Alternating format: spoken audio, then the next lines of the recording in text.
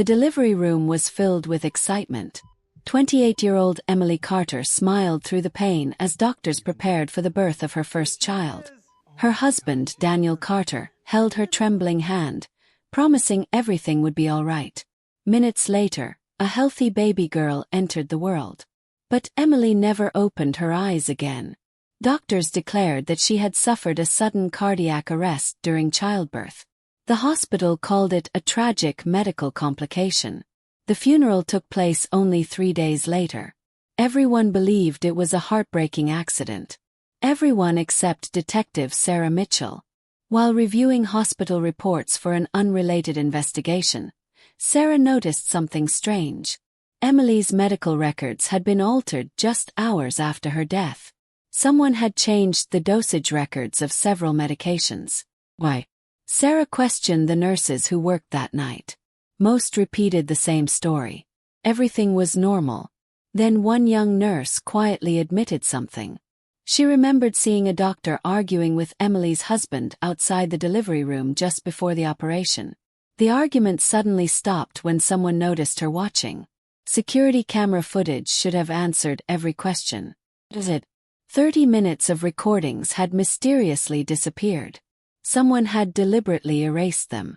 The investigation uncovered another disturbing fact. Emily had recently purchased a life insurance policy worth $2 million. The sole beneficiary, Daniel Carter. Sarah searched deeper into Daniel's financial records. He was drowning in gambling debts. Collectors had been threatening him for months. He desperately needed money. But suspicion wasn't enough. The breakthrough came from the hospital pharmacy. Every medication dispensed that night was electronically logged. One powerful anesthetic had been withdrawn using another doctor's ID card. That doctor insisted he had never entered the pharmacy. His ID had been stolen. Fingerprint analysis on the medication container revealed only one unexpected match. Daniel Carter. The husband had somehow entered the restricted pharmacy before Emily's surgery. Police searched his home. Hidden inside his office they found hospital access cards, fake identification badges, and deleted emails discussing insurance payouts. Then forensic experts discovered something even more shocking. Emily's blood contained a dangerously high concentration of the anesthetic, far beyond the amount ordered by her doctors. The overdose had silently stopped her heart moments after her daughter was born. Confronted with overwhelming evidence, Daniel finally confessed. He admitted he had secretly entered the hospital hours before the delivery. Using a stolen access card, he replaced Emily's medication with a lethal dose.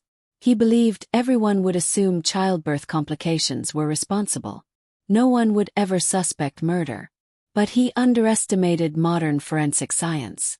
Instead of becoming a wealthy widower, he became the prime suspect in a calculated homicide.